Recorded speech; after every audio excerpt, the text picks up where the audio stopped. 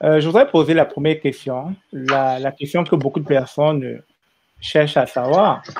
Euh, Comment s'est passée votre intégration au Canada? Allô? Bonjour tout le monde. Bonjour. Moi, c'est Nathalie Nana. Donc, pour mon intégration, Stéphane, je dirais pas que ça a été difficile. Je dirais pas que ça a été facile non plus. Ben, ça a pris le processus normal. Je suis arrivée comme tout le monde. On est dans la phase de lune de miel. On est ébloui partout. On est content. Et puis, ça prend aussi la phase de, on se dépose et puis on se dit, oups, on prend conscience, on se dit, maintenant que je suis là, j'ai fini ma lune de miel, qu'est-ce que je fais?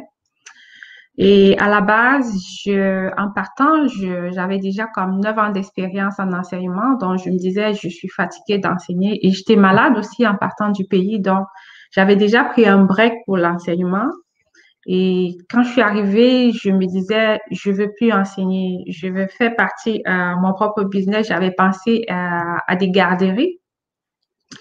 Mais une fois que je suis arrivée sur place, comme on dit, on revient toujours à nos anciens amours. L'enseignement, ça refaisait surface. Je m'interrogeais tout le temps, est-ce que je fais mal de laisser l'enseignement? Est-ce que je vais y arriver?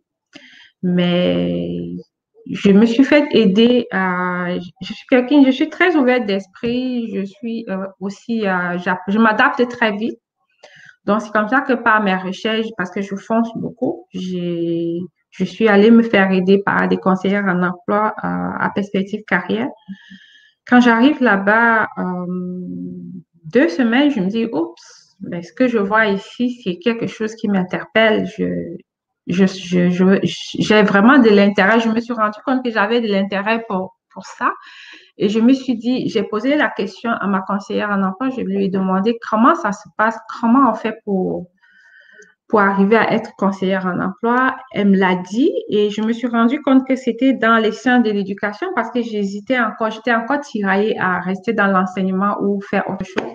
Mais quand je me suis rendu compte que c'était dans les sciences de l'éducation, je suis allée à l'université à une session d'information.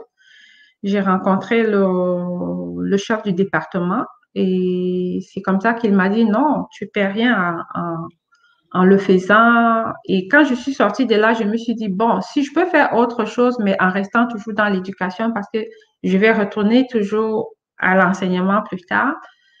Donc, c'est comme ça que j'ai pris goût. Je suis allée me former à l'université et où j'ai rencontré Eleni. On a bossé ensemble 2 belles années.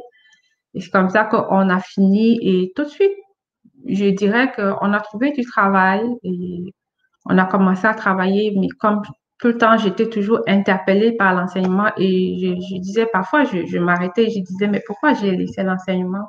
Pourquoi? C'est comme ça que j'ai eu de la chance aussi de faire le concours du ministère, du MIFI. La première fois, je l'ai raté. Deuxième fois, je l'ai loupé. La troisième fois, j'ai dit, bon, ben, je veux encore essayer. Si ça passe pas, je vais laisser tomber. Ça veut dire que je vais arrêter avec l'enseignement, mais au fond de moi, ça rongeait. Je voulais toujours enseigner. La troisième fois a été la bonne. Donc, maintenant, je fais les deux.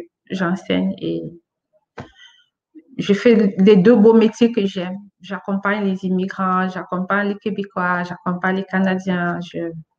C'est ma passion. J'aime ça et c'est ça. Mais ça n'a pas été facile non plus. Ça demande vraiment de prendre du temps, de s'asseoir, d'être ouvert d'esprit, de saisir des bonnes choses au bon moment, de vraiment d'être focusé sur ce qu'on veut atteindre comme objectif. Et c'est pas impossible, c'est possible. OK, super. Mm.